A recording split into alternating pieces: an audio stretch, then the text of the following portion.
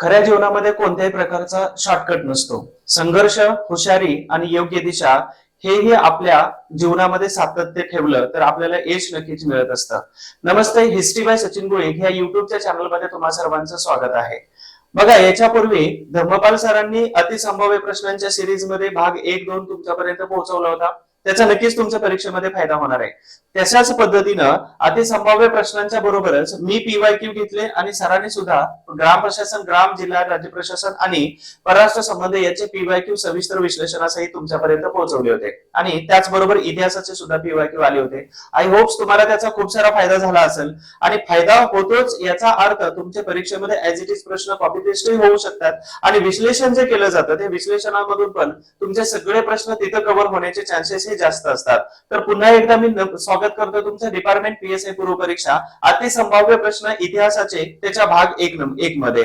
तर या चॅनलवरती, याच युट्यूबच्या चॅनलवरती या इतिहासाचे पीवायक्यू जे घेतले होते हे साधारणतः 2008, 9, 10, 11, 13, 16, 17 आणि 21 यांचे सगळे पीवायक्यू घेतले होते आणि मला अशी अपेक्षा आहे की सगळ्या पीवायक्यू मधून तुमच्या सगळ्या इतिहासाच्या कन्सेप्ट क्लिअर झाले असतीलच असं नाही, पण त्याच्याही पेक्षा जाऊ सांगतो की इतिहास जरी अवघड वाटत असला तरी इतिहास अतिशय सोपा आणि इतिहासावरती तुम्ही एवन प्रेमी करायला शिकले असाल किंवा इतिहासाविषयी आवडीचाही बनला असेल तर अशा पद्धतीनं हे जे काही 8 व्हिडिओ जे आहेत हे पीवायक्यूचे आणि आयएमपीचा एक व्हिडिओ आहे, हे सगळेचे सगळे व्हिडिओ तुम्ही बघून घेतले असतील. नक्कीच त्या सगळ्या व्हिडिओचा फायदा होणार आहे. आणि दुसरी महत्वाची गोष्ट आहे की परीक्षांच्या तारखा किती जरी बदलल्या तर तुमच्या ह्या तारखा म्हणजेच आयुष्य बदलवणारी जी तारीख आहे ती कोणती तरी एक असणार आहे आणि म्हणूनच तुम्हाला त्या तारखेपर्यंत वाट बघायची आहे. अतिसंभाव्य प्रश्नांच्या सिरीज मधून आम्ही दोघेही तुमच्यापर्यंत चांगले दर्जेदार व्हिडिओ देण्याचा प्रयत्न करतोय. आपण इतिहासाच्या अतिसंभाव्य प्रश्नांच्या सिरीजला सुरुवात करताना प्रश्न क्रमांक 1 आणि सर्वात महत्वाची गोष्ट की मध्ये मध्ये मी टॉपिक सांगणार आहे, त्या टॉपिक वरती फोकस करत चला,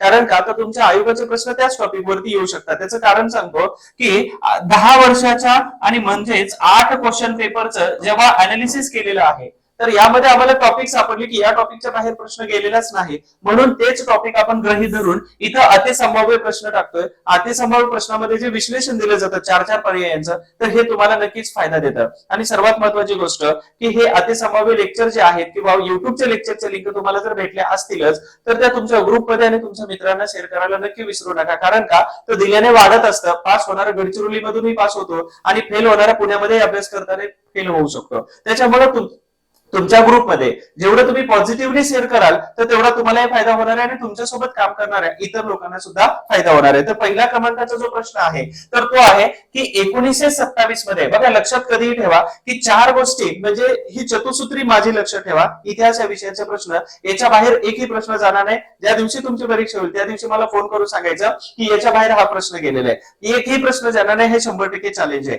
तर पहिला जो चतुसूत्रीचा गोष्ट आहे तर पहिली आहे वर्ष, त्याच्यानंतर दुसरी गोष्ट कोणती, व्यक्ती, तिसरी गोष्ट आहे ठिकाण, ठीक आहे, आणि चौथी गोष्ट महत्वाची कोणती असेल तर ती संस्था किंवा संघटना. इतिहासाचा प्रश्न याच्या बाहेर एकदाही जाणार नाही आणि गेलेलं नाही आतापर्यंत.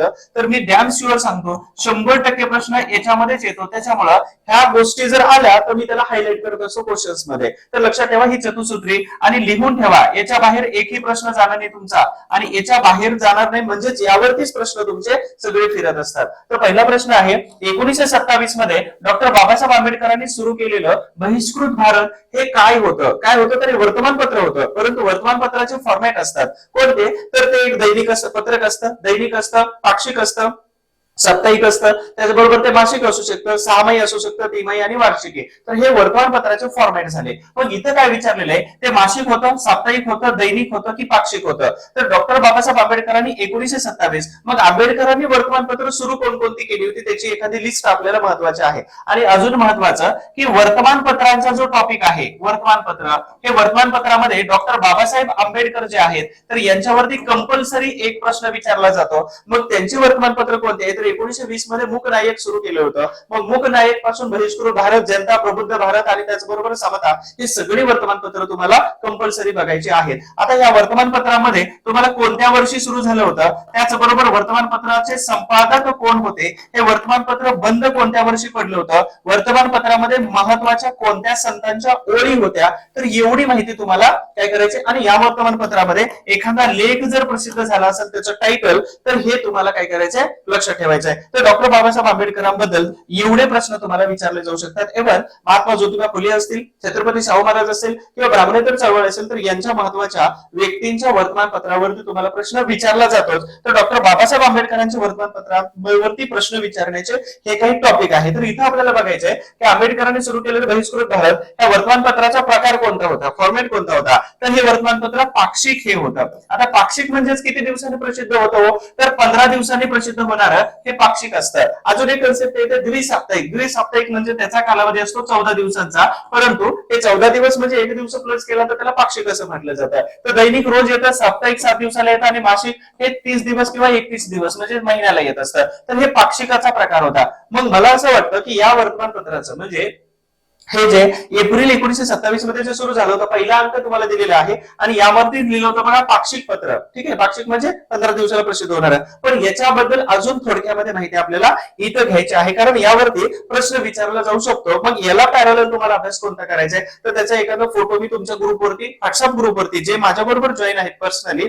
तर त्यांना माझ्याकडून फोटो येतात इन्फॉर्मेशनचे. असे फोटो आहेत की ज्याच्यावरती आतापर्यंत क्वेश्चन आलेत आणि असे फोटो पाठवणार आहे की ज्याच्यावरती आता प्रश्न येऊ शकतो 100%. तर त्याच्यामुळे माझ्या बरोबर व्हॉट्सअपला जॉईन व्हायचं असेल तर माझा नंबर दिलेला आहे, तुमचं नाव पाठवा, मी सेव्ह करून घेतो आणि तुम्हाला इन्फॉर्मेशन पाठवत जाईल. ती परीक्षाभिमुख असते, बाकीची इन्फॉर्मेशनला मला वेळ नाही आणि तुमच्याकडे तेवढा वेळ नाही. ठीक आहे, त्यानंतर विश्लेषण थोडक्यामध्ये आपल्याला बघायचं आहे की याचे संस्थापक आणि संपादक कोण होते, डॉक्टर बाबासाहेब आंबेडकर होते. ह्याचा प्रकार होता पाक्षिकाचा. ठीक आहे, याची सुरुवात झाली होती 3 एप्रिल 1927 या तारखेला तुमच्यावर प्रश्न विचारला जाऊ शकतो. त्याने हे बंद पडलं होतं 5 नोव्हेंबर 1929, म्हणजेच फक्त 2च वर्ष चाललं होतं. आर्थिक कारणामुळे हे बहिष्कृत भारत वर्तमानपत्र बंद पडलेलं होतं. आता याच्या कुठं शीर्षभागी कोणाच्या ओळी लिहिल्या जात होत्या, तर बहिष्कृत भारतच्या शीर्षभागी संत ज्ञानेश्वर महाराजांच्या ओळी लिहिल्या जात होत्या. तर संत ज्ञानेश्वर हे भागवत धर्माचे सर्वात महत्वाचे म्हणजे 1200 शतकामध्ये सर्वात महत्वाचे संत होते आणि म्हणून यांच्या ओळी त्यावेळी लिहिल्या जात होत्या. परंतु अजून एक आहे संत तुकाराम महाराज. आता कमेंट बॉक्स मध्ये तुम्हाला सांगायचंय की संत तुकाराम महाराज यांच्या ओळी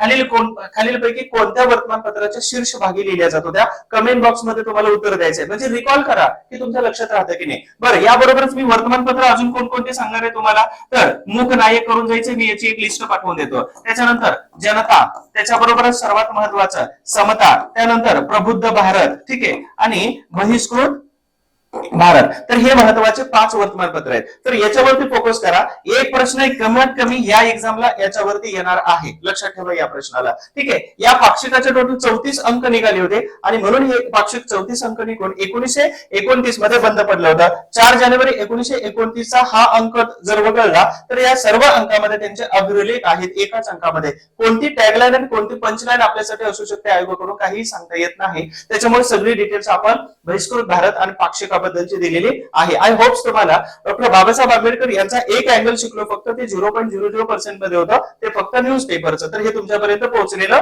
आहे. आपण दुसऱ्या प्रश्नाकडे जातोय. 100% एक प्रश्न आतापर्यंत प्रत्येक परीक्षेला विचारलेला आहे आणि विचारला जाऊ शकतो असे समाजसुधारक आहेत. बघा, सर्वात महत्वाची गोष्ट की कळपात राहून कळपाच्याच विरोधामध्ये भूमिका सुरू केलेली होती, ती कोणी, तर ह्या व्यक्तीने. तर त्याच्याबद्दल थोडक्यात सांगतो. तर हॅमलेट या नाटक, हॅमलेट नाटक कोणाचं होतं, तर हे शेक्सपियर.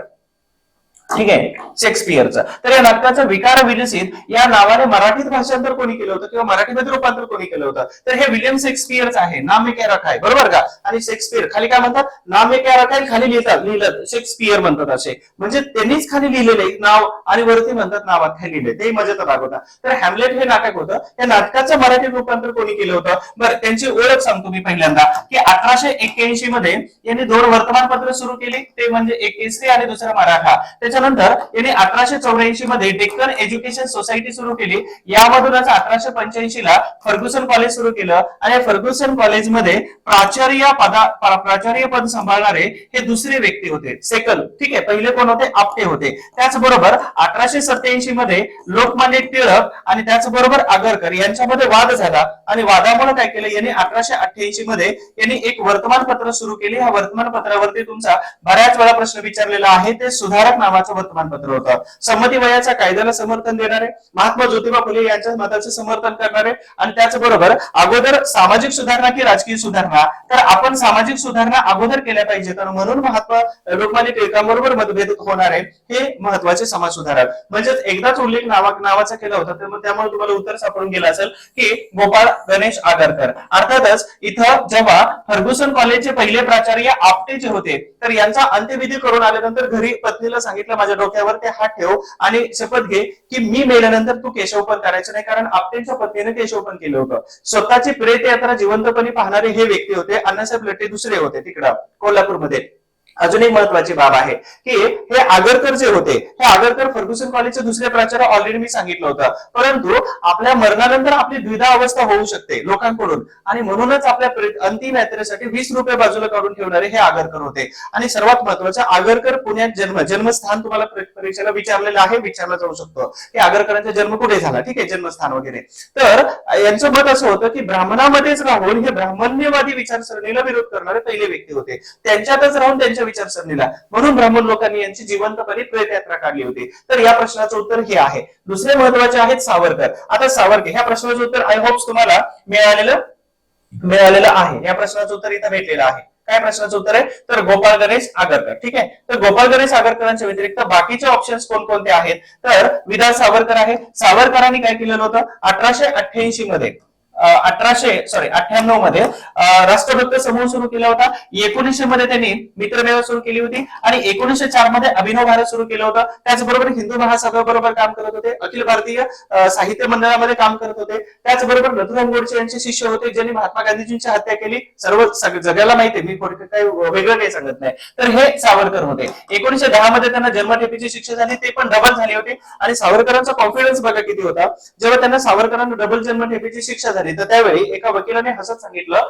की जन्मठेपी शिक्षा पूर्ण होईपर्यंत जिवंत राहशील का. त्यावरती सावरकरांनी एवढा पॉझिटिव्हली घेतलं होतं की मी माझी जन्मठेपेची शिक्षा सोडून द्या, पण तुमचं सरकार तरी तोपर्यंत टिकून राहील का. तर 1947च्या अगोदरच अर्थात त्यांनी स्वातंत्र्य घोषित करून दिलेलं होतं. तर हे कॉन्फिडन्स होता. त्यानंतर महर्षी धोंडो केशव कर्वे, फिक्स प्रश्न लिहून ठेवा यावर्षी यांच्यावरती. त्यानंतर दुसरे आहेत विष्णुशास्त्री पंडित. विष्णुशास्त्री पंडित यांनी हिंदू विधवा यांना पुनर्विवाह करण्याची परवानगी न्यायमूर्ती रानडे यांच्यासोबत त्यांनी संस्था वगैरे उभा केली 1865 मध्ये. तर या काही महत्वाच्या व्यक्ती आहेत. आपला प्रश्न विचारलाय की भाषांतर कोणी केलं, तर गोपाळ गणेश आगरकर. त्यांच्या सुधारक वरती प्रश्न विचारलेला आहे. तर अनेक प्रश्न यांच्यावरती विचारले जाऊ शकतात. एक छोटीशी सूचना आहे, तुमच्याकडे वेळ खूप कमी आहे आणि अजून एक लक्षात ठेवा, तुमची ड्युटी, तुम्ही पोलीस भरती झाल्यानंतर आता डिपार्टमेंटची परीक्षा देत आहे. काही लोक फर्स्ट टाइम देतात, काही लोक बऱ्याच वेळा दिलेली आहे, ठीक आहे. परंतु वेळोवेळी ज्या चुका होतात, ह्या चुका टाळण्याची ही खूप सर्वात मोठी संधी आहे. आता मी इथे एका शब्दाचा उल्लेख केला बघा, संधी, ठीक आहे.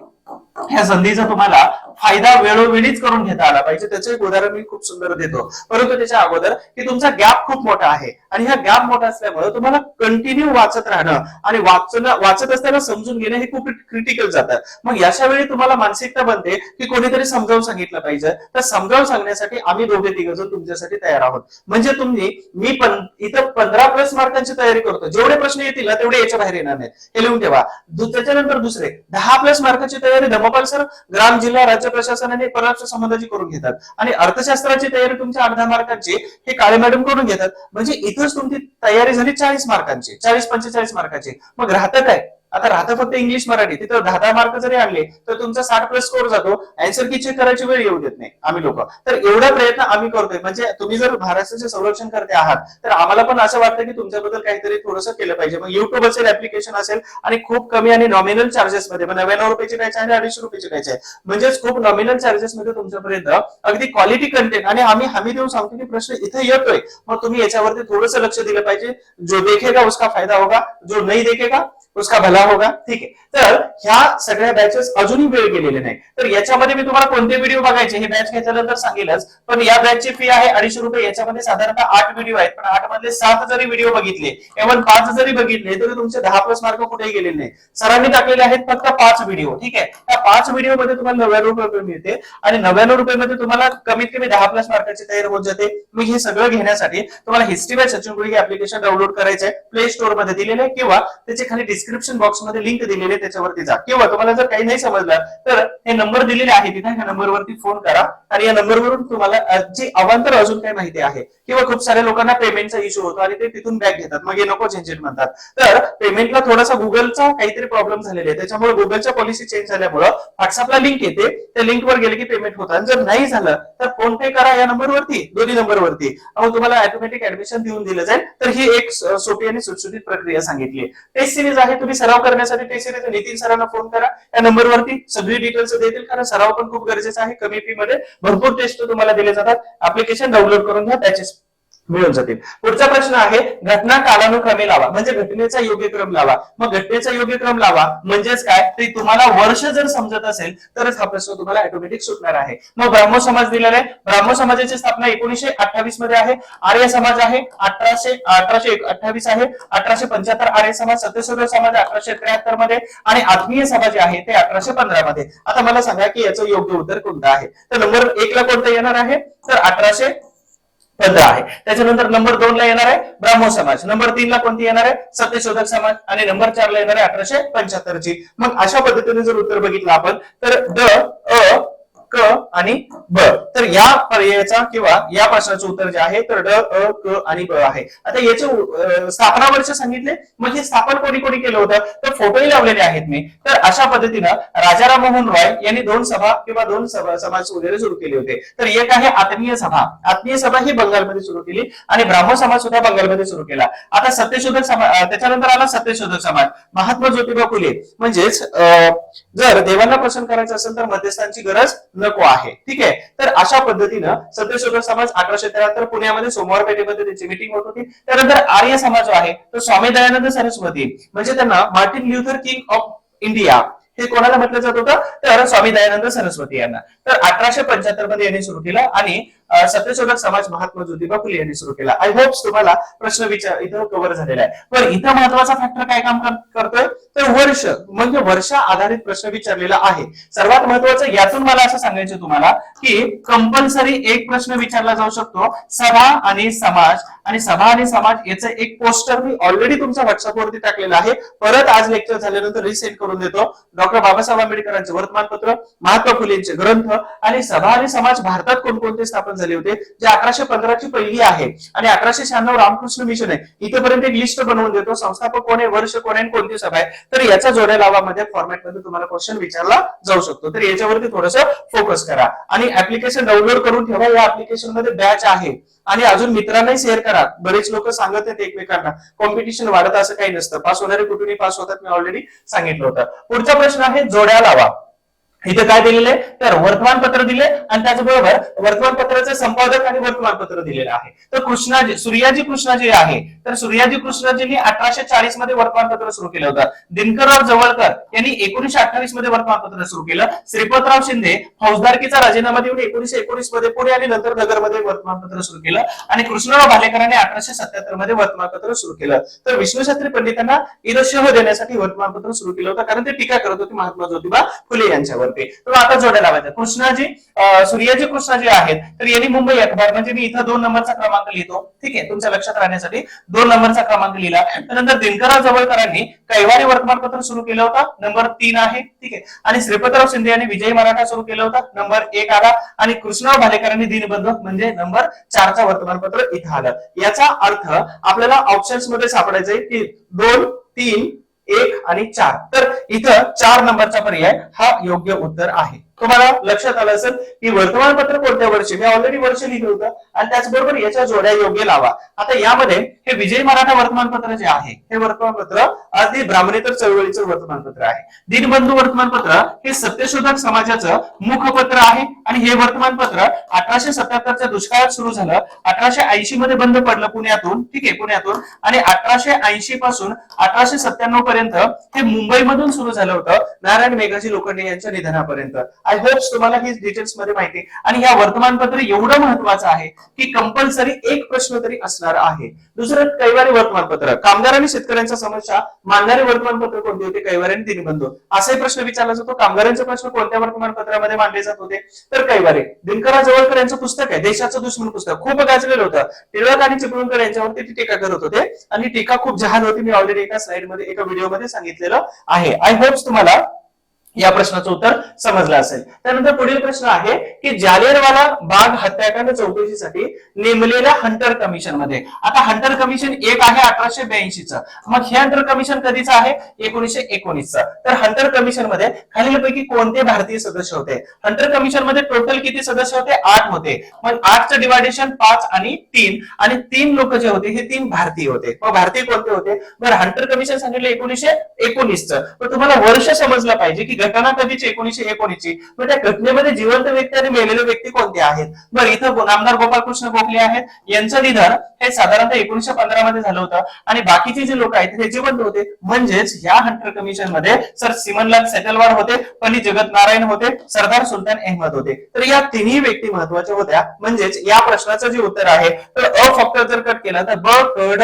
हे या प्रश्नाचं योग्य उत्तर आहे. सर्वात महत्वाचं की सर सिमनलाल सेटलवार जे होते तर बहिष्कृत भारत म्हणजे डॉक्टर आंबेडकरांनी 1924 मध्ये जे सभा सुरू केलेली होती तर या सभेच्या वेळी सिमनलाल सेटलवार जे होते तर हे अतिशय महत्वाच्या पदावरती तिथे काम करत होते. तर ही गोष्ट लक्षात ठेवा. कारण का तर अध्यक्ष कोण होते, कार्यवाहक कोण होते आणि संस्थापक कोण होते याच्यावरती ऑलरेडी राज्यसेवा एमपीएससी मध्ये प्रश्न विचारलेला आहे. तुमचाही प्रश्न अशाच पद्धतीनं विचारला जाऊ शकतो आणि हे जे क्वेश्चन्स आहेत ते गट क असेल त्याचबरोबर डिपार्टमेंट पीएसआय असेल किंवा कोणती पूर्व किंवा मुख्य असेल तर अशा फॉर्मॅटमध्ये सगळे इतिहास तर कॉमनच आहे आणि हा प्रश्न विचारला जाऊ शकतो. तर आता एक मूवी आला होता म्हणजेच हा जालियनवाला बाग हत्याकांड याच्यावरती उधम सिंग सरदार उधम सिंग यांचा मूवी आला होता. तर विकी कौशल अर्थातच त्यांची ती भूमिका वगैरे तर खूपच अफलातून मूवी आहे. हा या मूवीमुळे माझा एक टेलिग्राम चॅनल उडाला तो भाग वेगळा आहे 5,000-7,000 मुलांचा मोटिवेट करणार चॅनल. मला मी खूप इन्स्पायर झालो तर म्हटलं सगळ्यांनी बघावा म्हणून तो टाकला तो चॅनल उडून गेला. तर कॉपीराइट इश्यू मध्ये तो गेला होता. तर हा मूवी बघा ऍक्च्युअली त्यांनी खूप सुंदर हा एक्झाम झाल्यानंतरचा भाग आहे तो नंतर बघायचा तुम्हाला की वास्तव त्यावेळेस काय होतं ब्रिटिशांचा इथं अन्याय किती चालत होता. बरं, अजून एक सर्वात महत्वाचं की हंटर कमिशन इथं हे शिक्षणासाठी आलं होतं आणि इथं हत्याकांडाची चौकशी करण्यासाठी आलेलं होतं. बरं, या हंटर कमिशनच्या व्यतिरिक्त अजून एक कमिटी होती का? येस. तर काँग्रेसने सुद्धा या कमिटीवरती विश्वास नाही म्हणून काँग्रेसने सुद्धा कमिटी बनवली होती. ज्या कमिटीमध्ये चित्तरंजन दास होते, मोतीलाल नेहरू, महात्मा गांधीजी यांच्यासारखे महत्वाचे नेते, सरदार वल्लभभाई पटेल सारखे तर सगळे नेते या काँग्रेसच्या कमिटीमध्ये होते आणि रिपोर्ट आला तो खूप लेट आला आणि त्यामध्ये जनरल डायर जो होता तर याला दोषी ठरवलेलं नव्हतं तर त्याला सोन्याची तलवार ब्रिटनच्या महाराणीने दिली होती की तुम्ही चांगला पराक्रम केलेला आहे. तर अशा पद्धतीनं पुढील प्रश्न आहे खालील घटनांचा योग्य कालानुक्रम लावा. कालानुक्रम म्हणजे योग्य क्रम लावायचा आहे आपल्याला. आता यांचे वर्ष जर तुम्हाला माहित असतील, परत आला प्रश्न इथं वर्षावरती, तर वर्ष जर माहित असतील तर मग तुम्हाला घटना कळून जातात आणि कोणत्या ठिकाणी कोणती घटना हे पटकन लक्षात येतं. तर बघा ऑगस्ट घोषणा किती आहेत? 2 आहेत. एक आहे 1917 ची आणि दुसरी आहे 1940 ची. त्यानंतर क्रिप्स योजना 1942 टेपर क्लिप चालवते. वेव्हेड योजना ही 1945 ची आणि कॅबिनेट मिशन आहे 1946. आता मला सांगा 40, 42, 45, 46 दिसतंय ना, मग आपल्याला 1, 2, 3, 4 असं बसायला पाहिजे. म्हणजेच अ ब क ड हा कुठे ऑप्शन बसतोय का? तर अ ब क ड म्हणजे एक जरी आपल्या लक्षात आलं तर आपल्याला बरोबर उत्तर सापडून जातं. तर 4 नंबरचा पर्याय योग्य आहे. आता तुम्हाला उत्तर पटकन सांगावं हा माझा उद्देश नाही तर तुम्हाला सांगणं हा उद्देश आहे की याचं विश्लेषण करणं की हे का आलं होतं. त्यातून अजून प्रश्न तुमचे एक्स्ट्रा बनतात आणि एक्स्ट्रा प्रश्न जर बनले तर तुम्हाला सोडवायला सोपं जातं पुढच्या परीक्षेमध्ये. आता समजा याच्यावरती प्रश्न आलाच नाही, हा प्रश्न यावा अशी माझी अपेक्षा आहे, परंतु आयोग आपला ऐकल असंच नाही. ठीक आहे, कारण आयोगासाठी आपण स्पेशल नाही. मग सर्वात महत्वाचं काय आहे की विश्लेषणामधून जर एखादा प्रश्न आला याचा तर तो प्लस पॉईंट असतो म्हणून आपल्याला करायचा आहे. आता ऑगस्ट ऑफर काय असते तर इथं लक्षात ठेवा ऑगस्ट ऑफरच्या वेळी लिनलित गो जे होते हे लिनलित गो भारताचे गव्हर्नर जनरल होते. यांचा कार्यकाळ 1936 पासून 43 पर्यंत होता. लॉंगेस्ट गव्हर्नर जनरल होते हे. ठीक आहे, लिनलित गो. आता लिनलित गोच्या कालावधीमध्ये काय झालं होतं 1937 मध्ये इलेक्शन झालं आणि 39 पर्यंत काय केलं भारतातील लोकांनी राज्य केलेलं होतं. 11 प्रदेशामध्ये राज्य त्यांनी केलेलं होतं आणि 8 काँग्रेसमध्ये आणि 3 मुस्लिम लीगने जिंकले. परंतु 1939 मध्ये दुसरं जागतिक महायुद्ध सुरू झालं आणि या युद्धामध्ये अप्रत्यक्ष भारत सुद्धा सहभागी आहे असं इंग्लंडने भारतीय लोकांची परमिशन न घेता सांगितलं. मग याचा परिणाम भारतीय लोकांनी म्हणजे आम्ही कुठे सांगितले तुम्ही आम्ही सहभागी आहोत, मग नाराज झाले. नाराज झाल्यामुळे यांनी राजीनामे दिले. इथं राजीनामा दिल्यानंतर मग भारतीय लोकांना परत राज्य करा हे सांगण्यासाठी कोणीतरी पाहिजे. तर भारतीय लोक नाराज झाले की जपानला मदत करतील, जर्मनीला करतील, इटलीला करतील, हे सगळे आपल्यावरती तुटून पडतील मित्र राष्ट्रांच्या गटावरती. आणि म्हणून इथं काय केलं तर त्यावेळेचे कोण होते लिंलित गो यांना सांगितलं भाऊ तू जा आणि काय कर त्यांना मनव म्हणजेच काय तर 1940 मध्ये मनवायला सांगितलं. तर हे 1940 ची घटना आहे. आता 1917 ला काय केलं होतं तर पहिलं जागतिक महायुद्ध होतं पहिलं, आणि एडविन मॉन्टेग्यू भारताचा भारत मंत्री आला होता. आणि पहिल्या जागतिक महायुद्धामध्ये युद्धात मदत भारतीयांची मिळावी याच्यासाठी मॉन्टेग्यूने 20 ऑगस्ट 1917 ला घोषणा केली. त्याला मॉन्टेग्यू घोषणा असं म्हणतात, त्याला ऑगस्ट घोषणा म्हणतात. परंतु ऑगस्ट घोषणा याचा संबंध नाही, भलेही 1917 जरी असलं तर क्रम असाच लागणार आहे. 1940 आणि 17 दोन्ही या क्रमामध्ये अगोदरचे आहेत. क्रिप्स योजना. आता अमेरिका, पहिली गोष्ट अमेरिका आणि दुसरा चीन, ह्या दोन्ही देशांचे कोण होते फ्रँकलिन डी रुझवेल्ट होते आणि चांग काई शेक होते. त्या दोघांनी भारताच्या ब्रिटनच्या प्राईम मिनिस्टर होते कोण तर विन्स्टन चर्चिल. यांना सांगितलं भाऊ तू जपान इकडं आक्रमण करतोय भारतावरती आझाद हिंद फौजेच्या मदतीनं, तर तू लवकर काहीतरी कर. मग तिथे असणारे स्टेपर क्रिप्स जे होते तर यांना भारतात चर्चा करण्यासाठी पाठवलं. 42 ला अपयशी झाली, पळून गेला. त्यानंतर वेवेल कोण होते भारताचे 42 पासून 47 पर्यंत गव्हर्नर जनरल होते. भारताला स्वातंत्र्य देण्याच्या मताचे होते, परंतु तिथला विन्स्टन चर्चिल हा निगेटिव्ह होता. त्याच्यामुळे ते चर्चा केली तिकडं आल्यानंतर त्यांनी प्लॅन आपल्यामध्ये ऍक्शन प्लॅन केला, त्याला वेवेल योजना असं म्हटलं जातं. त्यानंतर कॅबिनेट मिशन. आता भारतामध्ये या वेवेल यांनी राजीनामा दिला फेब्रुवारी 47 मध्ये. राजीनामा दिल्यानंतर भारतामध्ये माउंट बॅटन दुसऱ्या जागतिक महायुद्धामध्ये संयुक्त फौजांचं नेतृत्व करणारा प्रमुख कोण होता तर माउंट बॅटन होता. ठीक आहे. माउंट बॅटनला सांगितलं भारतात जा, हिंदू मुस्लिम दंगल थांबव आणि एकी करण्याचा प्रयत्न कर. परंतु माउंट बॅटनला भारतात आल्यावर चित्र वेगळं दिसलं की नो ऑप्शन म्हणजे डिवायडेशनला ऑप्शनच नाही, पार्टिशनला. आणि ही योजना होती कॅबिनेट मिशनची. म्हणजे कॅबिनेट मिशन म्हणजे कोण होते तर 3 लोक होते. म्हणजे त्रिमंत्री योजना 1946 म्हटलं जातं. त्यांनी सांगितलं हंगामी सरकार बनवा. पंडित नेहरूंच्या अध्यक्षतेखाली 46 ला हंगामी सरकार बनलं. अशा पद्धतीनं हा क्रम लागतो आणि हे त्याचं विश्लेषण आहे. आय होप याच्यावरती एक प्रश्न बनेल तुमचा. ठीक आहे. त्यानंतर पुढील प्रश्न आहे महाराष्ट्रातील समाजसुधारक घेतलेले आहेत किंवा कर्ते किंवा शिल्पकार घेतले तर जगन्नाथ शंकर शेठ, स्वामी विवेकानंद, महात्मा ज्योतिबा फुले आणि छत्रपती शाहू महाराज आहेत. तर यांच्याबद्दलच्या ह्या लाईन्स आहेत. मग आपल्याला बघायचंय की एक जरी लाईन आपल्याला जुळली तर आपल्याला ऑप्शन्स मध्ये बरोबर येऊन जातं. तर इथं पर्याय वेगळे दिलेले थोडेसे, म्हणजे अला एक जोडा असं नाही तर डायरेक्ट 1, 2, 3 मध्ये आपल्याला इथं जोडायचं आहे. तर सर्वात महत्त्वाचं जगन्नाथ शंकर आठवत जरी नसलं तर जे आठवतं ते करा. तर महात्मा ज्योतिबा फुले यांनी काय केलं होतं म्हणजे जिथं शाळा तरी सोड नाही तर घर तरी सोड. तर हा मला किस्सा आठवतो. 1948 ची गोष्ट आहे. आणि गोविंदराव म्हणजे ज्योतिरावांचे वडील होते. त्यांनी सांगितलं की बहुजनांच्या मुलांना अस्पृश्यांच्या लोकांना शिकवतो ना तर अस्पृश्यता जास्त पसरते, ते आपलं काम नाही. कारण यांची कारभरणी करत होते ब्राह्मण्यवादी विचारसरणीचे पुण्यातील लोक की मुलगा काहीतरी करतो त्याला रस्त्यावरती घेऊन येतो, तुझ्या फुलाच्या कामामध्ये तो मदत करेल तुला. तर अशा सीन मध्ये गोविंदरावांनी मुलांना सांगितलं की एक तर तू शाळा सोड, नसेल तर घर सोड. शाळा म्हणजे मुलींची शाळा. एक आनंदाची गोष्ट सांगतो की काही दिवसांपूर्वीच भिडे वाड्याबद्दल एक पॉझिटिव्ह निकाल आला आणि त्याच्यानंतर अजून एक 2 दिवसापूर्वी गोष्ट एक गुड न्यूज झाली की तो भिडेवाडा महानगरपालिकेने रात्री 11 नंतर ट्रॅफिकचा इश्यू होऊ नये, गर्दी होऊ नये म्हणून तो पाडला आणि स्मारक रूपामध्ये ते आता कन्वर्ट होणार आहे. तर आपल्या सगळ्यांसाठी अर्थातच सत्यशोधक विचारवंतांचा हा सर्वात मोठा विजय आहे की जिथे स्मारक बनते की ज्या स्मारकातून अनेक मुली म्हणजे आज कदाचित आपल्याला MLC घेताना डॉक्टर आंबेडकर आठवत नाही किंवा 8 तासाची ड्युटी करताना डॉक्टर आंबेडकर आठवत नाहीत किंवा वडिलांच्या संपत्तीत अधिकार घेत असताना आंबेडकर आठवत नाहीत आणि डॉक्टर महात्मा ज्योतिबा फुले आपण शिकलोय, नोकरीला लागलोय, हे कोणामुळे तर यांनाही सावित्रीबाई फुले आणि हे फुले दाम्पत्य आठवत नाही. ही शोकांतिका आपली सर्वांची मलाही मान्य आहे. मला तर वाटतं की घराच्या दरवाजाच्या वरती महापुरुषांचे फोटो लावा आणि जाता जाता वंदन करून निघत चला, कारण का तर यांच्यामुळे माझा उद्धार झालेला आहे. तर हे आपल्याला लक्षात राहिलं पाहिजे घरातून निघताना. शाहरुख खानचे खूप सुंदर उदाहरण सांगतो तुम्हाला. आय होप्स अशी सगळी उदाहरणं आहेत की जे तुमच्या भल्यासाठी सांगतो आणि त्यातून मी पॉझिटिव्ह होतो आणि तुम्हाला पॉझिटिव्ह करण्याचा प्रयत्न करतो. शाहरुख खानच्या दरवाजाच्या बाजूला एक खूप मोठा आरसा लावलेला आहे आणि जेव्हा शाहरुख खान घराच्या बाहेर जात असतो रिअल स्टोरी आणि स्ट्रगलिंग नंतर त्याने माणसाने जे उभा केले तर त्याला हॅट्स ऑफ केलं पाहिजे. आपण मानलं पाहिजे स्ट्रगलला. तर शाहरुख खानच्या दरवाजाच्या बाजूला जो मिरर आहे तर त्याच्यामध्ये काही सेकंद शाहरुख खान थांबतो आणि थांबल्यानंतर तो विचार करतो की आज माझ्याकडून कोणताही प्राणी दुखावला नाही गेला पाहिजे, मनुष्य प्राणी असेल किंवा कोणताही. आज कोणाकडून माझ्याकडून कोणाला त्रास नाही झाला पाहिजे आणि मी चांगला राहण्याचा प्रयत्न करणार आहे. आजच्या दिवसामध्ये हे बाहेर जातानाचं त्यांचा हे डेली क्रम असतो. कधी ऑब्झर्वेशन करा म्हणजे तुम्हाला ही बातमी जर कळाली असेल तर खूप चांगली गोष्ट आहे आणि तुम्ही असा विचार करा. म्हणून हे सर्वात महत्वाचा प्रश्न आहे. तर इथे 1948 ला महात्मा ज्योतिबा फुलेंना सांगितलं की घर तर सोड, नसेल तर शाळा सोड. महात्मा ज्योतिबा फुलेंनी सावित्रीला आवाज दिला, सावित्री किंवा साऊ म्हणायचे, साऊ तुझे कपडे भर. आणि आहे तशा कपड्यांनी दोघेही घरातून बाहेर निघाले आणि मग गंजपेठेमध्ये राहिले. जर पुण्यात राहत असाल कधी तर गंजपेठेला व्हिजिट करा किंवा घोले रोड वरती, घोले रोड म्हणजे त्यांचे मित्र आहेत विश्रामरामजी घोले, त्यांच्या नावाने तो रोड आहे, बालगंधर्वच्या समोर महात्मा फुले संग्रहालय, तिथे व्हिजिट करा. पुण्याच्या बाहेरून येत असाल त्या दोन प्लेसेसला व्हिजिट केल्याशिवाय पुण्याच्या बाहेर जायचं नाही. हे माझे ऑर्डर आहे तुमच्यासाठी. तर याने सांगितलं शाळा तरी सोड नाही तर घर तरी सोड. महात्मा ज्योतिबा फुले. मग आपल्याला हे करला 3 लावायचं ना. 3 नंबर आपल्याला इथं कुठे दिसतंय का? एक इथं दिसतंय आणि दुसरं इथं दिसतंय. इलिमिनेट कसं करायचं सांगतो तुम्हाला. छत्रपती शाहू महाराज म्हणजेच काय तर दीन दुनियेचा वाली गेला. इथं दुसरं कोणाला म्हणणारच नाही. वाली म्हणजेच काय संरक्षक करत असतो. जेव्हा 1897 मध्ये प्लेगची साथ आली होती तर त्यावेळी लोकांना रोजगार हमीचा मुद्दाम रोजगार दिला का तर पोट भरा तुम्ही, म्हणजे बिना कामाचा तुम्हाला खाद्य देण्यापेक्षा काम करा आणि तुम्ही सगळेजण हा रोजगार मिळवा. तर दीन दुनियेचा वाली गेला. तर हे कशामध्ये लिहिलं होतं?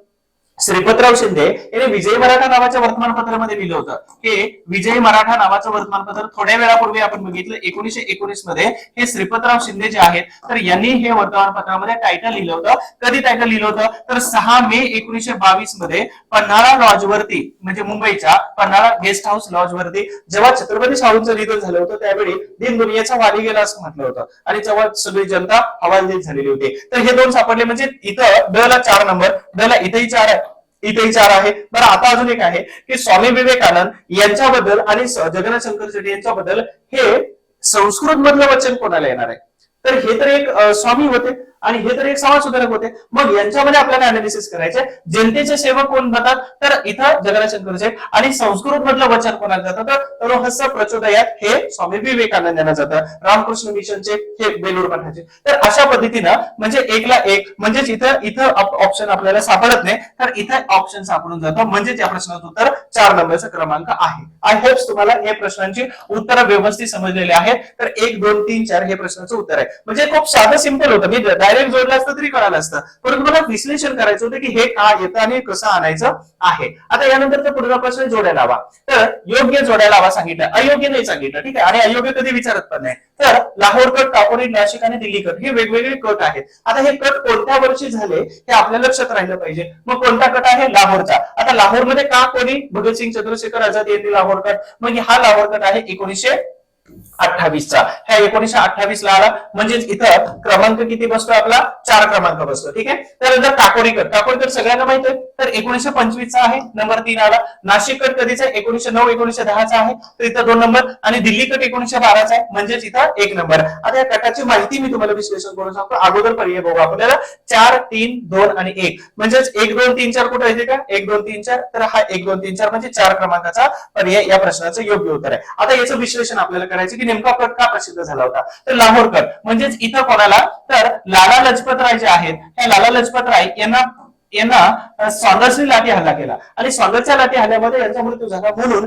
जेम्स स्कॉटला मारण्याच्या प्रयत्नामध्ये 4 लोकांनी तिथं कट रचलेला होता. त्याला लाहोर कट असं म्हटलं जातं. चंद्रशेखर आझाद होते, भगतसिंग होते, त्याबरोबर पुण्याचे राजगुरू होते, शिवराम राजगुरू आणि जय गोपाल होते. त्या 4घांनी कट रचला होता आणि जेम्स स्कॉटच्या ऐवजी सॉन्डर्सला मारलं. म्हणजेच हा 28चा सॉन्डर्सचा कट होता, म्हणजेच लाहोर कट होता. लाहोर काकोरी कट कोणता आहे तर लक्षात ठेवा 1924 मध्ये एक संघटना स्थापन केली. त्याचं नाव होतं HRA. ठीक आहे. HRA आणि याचंच 1928 मध्ये रूपांतर केलं HSRA. ठीक आहे. त्या संघटनेवरती अनेक वेळा प्रश्न विचारलेले आहेत आणि आताही प्रश्न क्रांतिकारी संघटनेवर येऊ शकतो. तर या संघटनेला पाहिजे होते शस्त्र आणि पैसा. शस्त्र आणि पैशासाठी त्यांनी काय केलं तर लखनौ ते सहारनपूर दरम्यानचं एक रेल्वे स्टेशन आहे काकोरी. 15 मिनिटांमध्ये 8,000 रुपये आणि बरीचशी शस्त्र लुटलेली होती. बऱ्याच लोकांना फाशी शिक्षा झाली होती आणि त्याच्यानंतर मात्र रूपांतर झालं HSRA मध्ये भगतसिंग इथं जोडलेले होते. तर ह्या काकोरी कट आहे 1925 चा. ठीक आहे.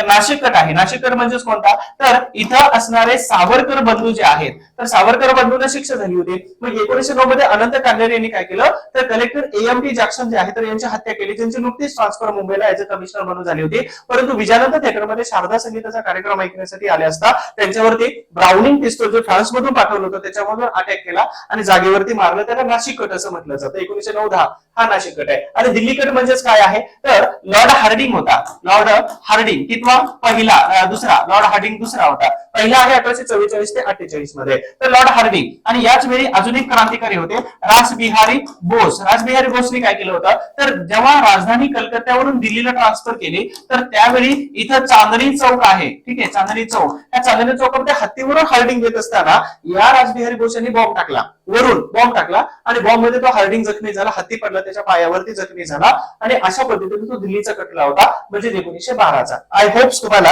हे उत्तर आणि याचं विश्लेषण सविस्तरपणे कळालं असेल. तर हा कंटेंट जातो क्रांतिकारी चळवळीमध्ये, एक प्रश्न क्रांतिकारकावर येतो. कुठे येतो, तर HRA किंवा HSRA. आणि ऑलरेडी विचारलं मी, आयोगाने चुकीचं उत्तर दिलेलं आहे की HSRA. त्या उत्तराचं परत एकदा मी विश्लेषण करतो, बऱ्याच लोकांचं कन्फ्युजन, व्हिडिओ बघत नाही तुम्ही लोकांनी, मग परत प्रश्न विचारत राहता. तर HRA कधी बनलेली आहे, तर 1924 ला. काकोरी कधीचे हो, काकोरी कधीचे आहे, 1925 चे. आणि HSRA ही कधीचे हो, 1928 चे, बरोबर का. आता तिथं काय म्हटलंय, उत्तर आयोगाने दिली HSRA, आणि 28 मध्ये बनली आणि कट झालं 1925 ला, उत्तर ते कसं येईल. मग त्या ठिकाणी काय नाव दिलेलं आहे, तर हिंदुस्थान, म्हणजे इथं हिंदुस्थान रिपब्लिकन असोसिएशन जे नाव आहे, तर तिथं नाव दिलं आयोगाने इंडियन. पण इंडियन आणि हिंदुस्थान बरोबर आहे ना, म्हणजे Bharat that is India, India that is Bharat, हेच इथे कन्सेप्ट आहे. म्हणून मी ऑलरेडी इथून सांगितलं होतं की आयोगाने चुकीचं दिली तर ऑब्जेक्शन घ्या, रेफरन्सेस यूज करून.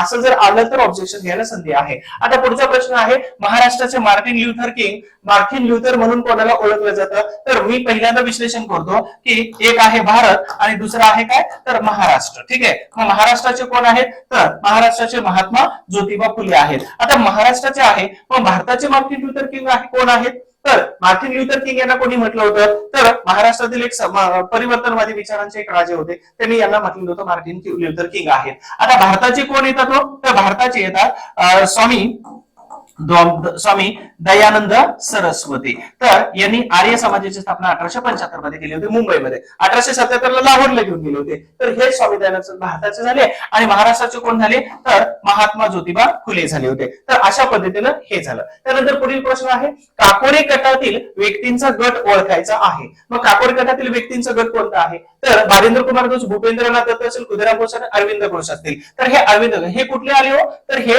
मुझफ्फरपूरचा जो खटला आहे, तर हा खटल्यामध्ये किंवा कटामध्ये सहभागी होते 1908 ला. त्यानंतर सचिंद्रनाथ सन्याल, चंद्रशेखर आझाद, अशफाकुल्ला खान, राजेंद्र राहील, राकेश रोशन.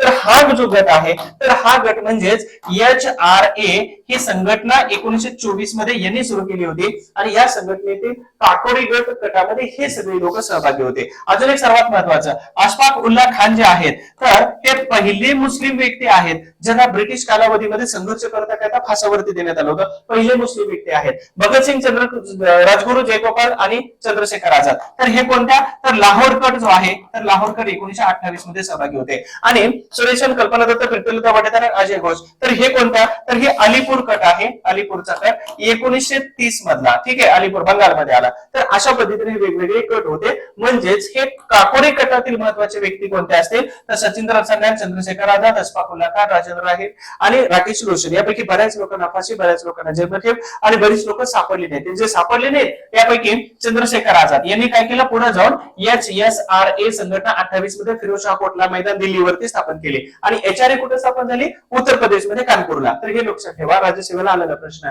पुढील महत्वाचा प्रश्न आहे, दलित प्रोटेस्टंट हिंदू म्हणण्याची मागणी कोणी केली होती, तर दलित प्रोटेस्टंट. आता डॉक्टर बाबासाहेब आंबेडकरांच्या अगोदर वीरा शिंदे कधीपासून ऍक्टिव्ह होते, तर 1906 पासून 1922 पर्यंत ऍक्टिव्ह होते. महात्मा ज्योतिबा फुले यांचा एक वेगळाच पंथ होता आणि यांनी 1848 पासून 1890 पर्यंत ऍक्टिव्हली काम करत होते, मग स्त्री शिक्षण आणि बहुजनांचा उद्धार करणे.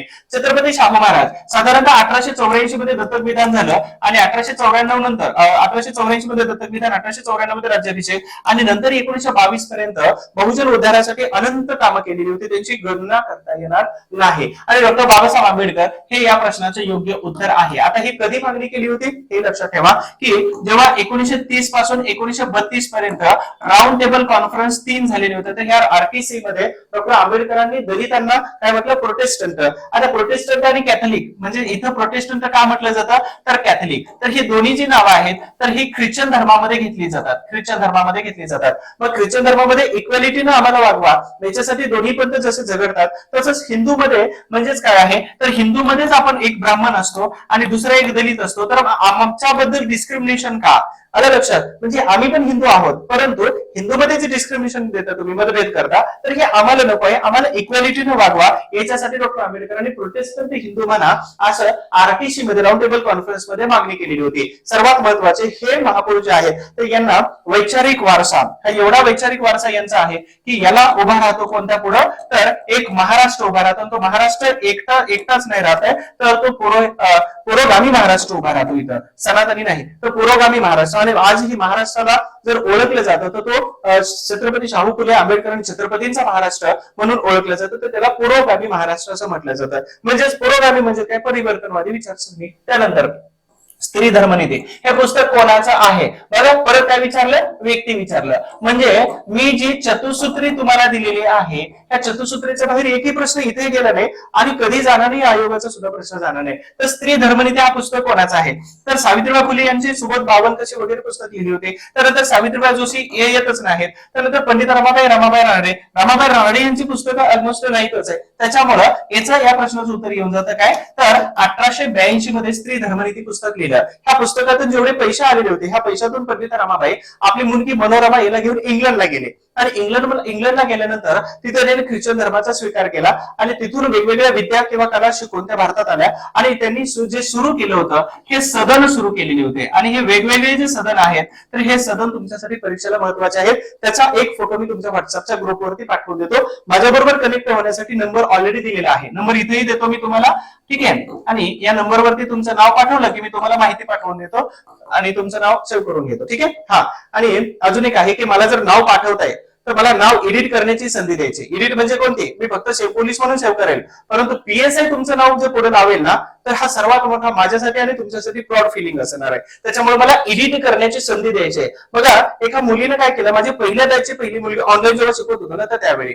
तर त्यांनी मला सांगितलं एडिट करण्याची संधी नक्की देणार आहे. आणि जेव्हा ते PSIचा रिझल्ट आला, आता MP ला ट्रेनिंगला गेले, तर त्यावेळी मी त्यांना एक मेसेज केला की तुम्ही नाव एडिट करण्याची संधी दिली, त्याच्यासारखा दुसरा आनंद कोणताच नसतो. हे दोन्ही साईडला आनंद असतो. म्हणून तुम्ही सगळेजण नाव एडिट करण्याची मला संधी द्यायची, लक्षात ठेवा, ठीक आहे. आणि एक गुरु गिफ्ट असतं ना, तर हे गिफ्ट एवढंच असणार आहे आमचं, कोणतं की तुम्ही फक्त नाव एडिट करण्याची संधी द्यायची आहे. आपण पुढच्या प्रश्नाकडे जातोय. खालील विधान कोणत्या पद्धतीची माहिती देतात, कोणत्या पद्धतीची माहिती देतात. पद्धत म्हणजे काय आहे, तर कदाचित पद्धत म्हणजे जिथं याच्यावरून लक्षात येते की कोणती तरी जमीन मोजणीची पद्धत असायला पाहिजे, ठीक आहे. तर हे जमीन मोजणीची पद्धत आहे. तर इथं दिले शेतकऱ्याला जमिनीचा मालक घोषित करण्यात आलं. त्यानंतर प्रांतात शेतकरी आणि सरकार यांच्यामध्ये प्रत्यक्ष संबंध निर्माण झाले. शेतसारा प्रत्यक्ष शेतकऱ्यांकडून वसूल केला जाऊ लागला. काय म्हटलंय, प्रत्यक्ष शेतकऱ्याकडून, म्हणजे प्रत्यक्ष शेतकऱ्यांकडून म्हणजेच काय, तर जमीन महसुलाच्या पद्धती कोणकोणत्या आहेत लक्षात ठेवा. आता तर एक आहे जमीनदारी, त्याला बिस्वेदारी म्हटलं जातं, त्याला कायमधारा पद्धत सुद्धा म्हटलं जातं, ठीक आहे, कायमधारा. त्यानंतर दुसरी महत्वाची पद्धत कोणती येते, तर रयतवारी, डायरेक्ट जनतेकडून वसूल केला जात होता. त्याच्यानंतर गावाकडून वसूल केला जाणारा महालवारी आला. त्याच्यानंतर तालुक्याकडून वसूल केला जाणारा कोणता आहे, तालुकेदारी पद्धत आली. आणि त्याच्यानंतर सर्वात महत्वाचं की कोकणामध्ये खोत जे होते ते हे स्वतः वसूल करायचे. मग याच्यामध्ये पर्सेंटेज वेगवेगळं होतं. तर इथं डायरेक्ट काय म्हटलंय, डायरेक्ट शेतकऱ्यांकडून, म्हणजेच एक पद्धत आली रयतवारी. या प्रश्नाचं उत्तर काय असणार आहे, रयतवारी नावाची पद्धत सुरू केली. बर, ही पद्धत कोण असायचे, तर कोकणस्थ ब्राह्मण मंडळी कोकणामध्ये 75% शेतसारा वसूल करत होते. महालवारी जी पद्धत आहे तर ही महालवारी उत्तर प्रदेशमध्ये महालवारी पद्धत, आणि याचे जे जनक होते तर ते आहेत कोण, मार्टिन बर्ड यांना जनक म्हटलं जातं. रयतवारी पद्धत आली. आता माउंट स्टुअर्ट एल्फिन्स्टन यांनी कुठं, बॉम्बे प्रांतामध्ये, थॉमस मनरो आणि अलेक्झांडर रीड यांनी मद्रास प्रांतामध्ये. तर ही पद्धत आहे, ही पद्धत, ठीक आहे. त्यानंतर कायमधारा पद्धत ही लॉर्ड कॉर्नवॉलिसची पद्धत आहे. या पद्धतीवर अनेक वेळा प्रश्न विचारलेला आहे. 1793 मध्ये ही पद्धत सुरू केली होती. कुठं, तर बंगाल प्रांत, त्याचबरोबर आसाम असेल किंवा अनेक भारताच्या प्रांतामध्ये. तर हे महसुलीच्या पद्धती हे लक्षात ठेवा, तुमचा एखादा प्रश्न इथं कव्हर होऊन जाणार आहे, ठीक आहे. सेकंड लास्ट क्वेश्चन घेतो आपण. सत्यशोधक समाजाबद्दल खालील विधानांचा विचार करायला सांगितलेला आहे. विचार करा आणि त्याच्यानंतर मग काय निवडायचे ते इथं आलेलं आहे. तर सत्यशोधक समाजाची स्थापना ही 1873 मध्ये पुणे येथे झालेली होती, बरोबर आहे. या समाजाचे कार्यवाहक म्हणून नारायण कडलं काम करत होते, हे पण बरोबर आहे. पुण्यातील सोमवार पेठेमध्ये दर रविवारी या सभेची मीटिंग भरत होते. असेच प्रश्न तुम्हाला विचारतात क्वेश्चन इंटू क्वेश्चन मध्ये. म्हणून तुमच्यापर्यंत 30 पानांची पीडीएफ भेटली का, भेटली नसेल तर व्हॉट्सअपवरती पाठवून देतो किंवा ग्रुपवरती पाठवलेली ऑलरेडी किंवा पर्सनल ज्यांचे नंबर सेव्ह आहेत त्यांना ऑलरेडी पाठवलेली 30च पानं करा, तुमचे 15 प्रश्न कव्हर होऊन जाणार आहे तिथं. बघा 2021 मध्ये मला अंदाज नव्हता, बिग टू बी फ्रँक सांगतो. 2021 मध्ये मी पीसीएमसी ला द्रोणाचार्य अकॅडमी मध्ये शिकवायला जात होतो. एक साधारणतः 35-40 आपले बांधव असावेत आणि त्यांना मी ऑलरेडी ह्या सगळ्या स्लाइड देऊन टाकल्या होत्या, कलर प्रिंट करून घ्या, कारण याच्या बाहेर प्रश्न जाऊ शकतो की नाही मलाही माहित नाही, मी अंदाज नव्हता लावलेला. परंतु या वर्षी मी इतिहासाला जोर लावलेला आहे आणि सांगतो की त्या वर्षी जेवढे प्रश्न आले होते तर 15 प्रश्न ऍज इट इज मी शिकवले त्यामध्ये आलेले होते. हे काय मोठेपणाने सांगत नाही, पण आले ते सत्य आहेत. ठीक आहे, आता जोर का लावलाय तर मी सांगितलंय ना इतिहासामध्ये तेवढे प्रश्न येत आहेत ना, येत आहे तर ती पीडीएफ वाचा, येत आहे तर व्हिडिओ बघा, येत आहे तर युट्यूबचे व्हिडिओ आणि ऍप्लिकेशनचे व्हिडिओ बघा, कारण येतात. आणि अंदाज आलेले ना 8 व्हिडिओ 10 वर्षाचे मी बनवले त्यातून अंदाज आलाय. त्याच पद्धतीने ग्राम प्रशासन, ग्राम जिल्हा राज्य प्रशासन धर्मपाल सरांनी अनालिसिस केलेलं युट्यूबला, मग तिथे प्रश्न येतात ना तर येतातच. ठीक आहे, त्यानंतर आता या समाजाचे मुखपत्र कोणतं आहे? इंदू प्रकाश सांगितलंय. इंदू प्रकाश मुखपत्र आहे का? नाही ना. मग इथं काय येणार आहे आपलं मुखपत्र? तर दीनबंधू हे वर्तमानपत्र येणार आहे, ज्याची स्थापना 1877 मध्ये कृष्णराव केबी म्हणजे कृष्णराव भालेकर जे शिवाजीनगरचे होते, घरदार जमीन गहाण ठेवून विकून त्यांनी सुरू केलं होतं. का? विष्णू शास्त्राला दाखवायचंच आहे आपल्याला, ते टीका करत होते ना महात्मा फुलेवरती, म्हणून त्यांनी दीनबंधू सुरू केलं होतं. मग एकच पर्याय इथं कट झाला, म्हणजे तिन्हीच नाही पर्याय बरोबर आहेत. अ ब क, अर्थातच इथं अ ब क हे ऑप्शन बरोबर जातो. तर अशा पद्धतीने आपण 14 प्रश्न बघितले. आय होप तुम्हाला समजलेलं असेल. आणि मगाशी मी तुम्हाला सांगितलं होतं संधीची स्टोरी, तर हे तुम्हाला त्या प्रश्नानंतर सांगून देतो. तर खालील विवरणावरून व्यक्ती ओळखा. बघा परत आला इथं व्यक्तीवरती आला. ठीक आहे, तो व्यक्ती ओळखा. तर ब्राह्मणांचे कसब या महात्मा फुले यांनी लिहिलेल्या ग्रंथाला प्रस्तावना त्यांनी दिली होती. आता प्रस्तावना महात्मा ज्योतिबा फुलेंच्या ग्रंथाला देतात म्हणजे हे व्यक्ती नक्कीच मोठे असणार आहेत. महात्मा ज्योतिबा फुलेंपेक्षा दुसरे महत्वाचं ते अरुणोदय हे त्यांचं आत्मचरित्र होतं. त्यांनी ख्रिश्चन धर्म स्वीकारला. आता महात्मा फुलेपेक्षा मोठे ख्रिश्चन धर्म स्वीकारला, अरुणोदय लक्षात जरी नाही लागलं तर ख्रिश्चन धर्म स्वीकारलाय. आता मला सांगा दिनकरांजवळ स्वीकारतील का ख्रिश्चन धर्म? अजिबात नाही. त्यानंतर कृष्णराव भालेकर प्रश्नच येत नाही. गोविंदराव काने येणारही नाही. मग एकच राहतात बाबा पद्मनजी, जे वयाने ज्येष्ठ होते आणि महात्मा फुलेंनी सांगितलं होतं की बाबा तुम्ही स्वीकारू नका, तरी सुद्धा यांनी काय केलं तर स्वीकारलेलं होतं ख्रिश्चन धर्म. म्हणजेच बाबा पद्मनजी यांनी ब्राह्मणांचे कसब, ब्राह्मण ज्या पद्धतीनं बहुजन दलितांचे शोषण करतात त्याबरोबर शेतकऱ्यांचे हाल करतात, तर हेही त्यांनी सांगितलं होतं. त्याचबरोबर अरुंधतींचा आत्महत्या आहे आणि त्यानंतर ख्रिश्चन धर्मही स्वीकारला. म्हणजेच उत्तर काय येतं तर बाबा पद्मनजी हे होऊन जातं. आय होप तुम्हाला सगळे प्रश्न व्यवस्थित समजले असतील. तुम्ही आयएमपीचा व्हिडिओ जर बघितला असेल तर त्याची लिंक मी इथं डिस्क्रिप्शन बॉक्स मध्ये टाकलेली आहे किंवा इथं लिंक दिलेली आहे. तर हा व्हिडिओ झाल्यानंतर ते लिंकला जाऊन बघा की टॉपिक कोणते फोकस करायचे आहेत. आयएमपी टॉपिक आणि सुपर 8 समाज सुधारणा महाराष्ट्राच्या कोणत्या टॉपिकवर फोकस करायचे. तर आधुनिक भारताचे टॉपिक हे दिलेले होते. गव्हर्नर जनरल असेल, जमीन महसुलाच्या पद्धती, 1857 पूर्वीच्या आणि उठाव आहे, काँग्रेस पूर्व राजकीय संघटना, भारतीय राष्ट्रीय काँग्रेस. फिक्स क्वेश्चन या टॉपिक वरती असतो. त्यानंतर सर्वात महत्वाचं कामगार चळवळ, आदिवासी चळवळ, मावळवाद, गांधीवाद असेल, स्वराज्य पार्टी, सभा समाज संघटना, वर्तमानपत्र आणि क्रांतिकारक. तर हे आधुनिक भारताचे टॉपिक झाले. पुढे आहे महाराष्ट्राचा इतिहास. महाराष्ट्रातील वर्तमानपत्र, दलित चळवळ, सभा समाज आणि क्रांतिकारक हे महाराष्ट्रातील. त्यानंतर सर्वात महत्वाचं एवढेच करायचे. तुम्हाला याच्या बाहेर एकही प्रश्न जाणार नाही. आतापर्यंतचा 10 वर्षाचा रेकॉर्ड आहे. 10 वर्षाचा अनालिसिस काय सांगते, याच्या बाहेर एकदाही प्रश्न गेला नाही. मग आता काय टाकत राहते आयोगाची की याच्या बाहेर टाकायचा प्रश्न? कंपल्सरी महात्मा फुले विचारतात, शाहू महाराज विचारतात, डॉक्टर आंबेडकर विचारतात, वीरा शिंदे, महर्षी कर्वे, पंडित रमाबाई तुकडोजी महाराज आणि गोपाळ हरी देशमुख आणि आगरकर एकदा एक्स्ट्रा करायचे तुम्हाला. तर हे सुपर 8 सुपर 9 जर केले तर तुमचे 26 म्हणजे टोटल किती आहे? टोटल 37 आहे. त्यापैकी 26 आयएमपी आहेत आणि त्यापैकी आपण इथं काढतो किती? 9. मग एवढ्या जर मायक्रो लेवलवरती गेलात तर तुमचे प्रश्न सुटायला म्हणजे स्किप व्हायला चान्स नसायला पाहिजे. आणि जर बाकीचा विषय जर तुम्हाला अवघड जातोय तर इतिहासावरती फोकस करा. तुमचे 15 प्रश्न इथं ऑटोमॅटिक कव्हर होऊन जातील. ठीक आहे, अजून एक छोटीशी सूचना आहे. जर तुमचा अजूनही वेळ गेलेला नसेल तर तुम्ही रिव्हिजन बॅचेस आहे. धर्मपाल सरांच्या ग्राम जिल्हा राज्य प्रशासन परराष्ट्र संबंध 8-10 मार्क 100% तिथं फिक्स होणार आहे. तुमचे इतिहासाचे 15 प्रश्न कव्हर होतात. आणि ही दोन्ही बॅचेस जर घ्यायच्या असतील तर तुम्हाला हे ऍप्लिकेशन प्ले स्टोर वरून डाउनलोड करून घ्या. हिस्ट्री बाय सचिन गोळी किंवा त्याची लिंक खाली डिस्क्रिप्शन बॉक्स मध्ये दिलेली, इथेही सांगितलेलं आहे कसं करायचं तुम्हाला. ठीक आहे, आणि पेमेंटला इश्यू येत असेल तर दिलेल्या नंबरवरती फोन करा. सर्वात महत्वाचा सरावही गरजेचा आहे. मग नितीन सरांनी टेस्टरी टाकलेली आहे, त्या नंबरवरती फोन केला की तुम्हाला ते डिटेल्स मध्ये माहिती देतील. आय होप्स की तुम्हाला हे लेक्चर अत्यंतपणे सुंदर समजलेलं असेल. आणि त्याचबरोबर अजूनही काही शंका असेल तर दिलेल्या नंबरवरती मला फोन करायचा आहे. म्हणजे तुम्हाला अभ्यासामध्ये फक्त इतिहासाचीच अडचण असते असंही नाही, तर आम्ही जे शिक्षक आहोत म्हणजे धम्मपाल सर असेल, मी असेल, तर तुमच्या सगळ्या शंकांचं निरसन तंतोतंत करण्याचा आम्ही प्रयत्न करतोय. कारण तुम्ही तिथे ड्युटी करताना तुम्ही टायमिंग बघत नाही ना, तसं आम्ही तुमच्यासाठी तुमच्या शंकांचं निरसन करण्यासाठी कोणत्याही प्रकारचं बंधन तुमच्यापर्यंत ठेवलेलं नाही. अभ्यासामध्ये जर काय अडचण असेल तर तुम्हाला फोन करायचा, माझा नंबर इथं दिलेला आहे, त्या अभ्यासातील अडचणीसाठी फोन करा. धम्मपाल सरांचा नंबर दिलेला आहे, त्याच्यावरती फोन केला तरी चालेल. आणि सर्वात महत्वाचे की आनंदी राहायला शिकलं पाहिजे, कारण का तर माणसाची इच्छा आकांक्षा कधी पूर्ण होत नाहीत. आता सर्वात महत्वाचं, मी मगाशी एक शब्द सांगितला होता, संधी. आयोगाने तुम्हाला संधी दिलेली आहे, लक्षात ठेवा. ही संधी एकदाच येते आणि कधीतरीच येते. 2023 ह्या 10 डिसेंबरची जी संधी आहे, तर हे संधीचं सोनं ज्याला करता आलं तर तो सर्वोत्तम व्यक्ती म्हणता येईल. कसं, तर बिल गेट्स याचे उदाहरण सांगतो. मी विद्यापीठात नुकतंच, माझे काही मित्र होते आपल्यासारखे, तर त्यांना भेटलो होतं आणि नुकतंच हे उदाहरण सांगितलं होतं. तर संधी कधीतरी येते आणि तिचा फायदा कसा करून घ्यायचा असतो. तर बिल गेट्स खूप श्रीमंत व्यक्ती आहे, त्याच्याशिवाय कॉम्प्युटर चालत नाही आजकाल, ठीक आहे, आयफोन iOS सिस्टम सोडली तर बिल गेट्सला महिला पत्रकाराने विचारलं की तुम्ही एवढे श्रीमंत कसे काय.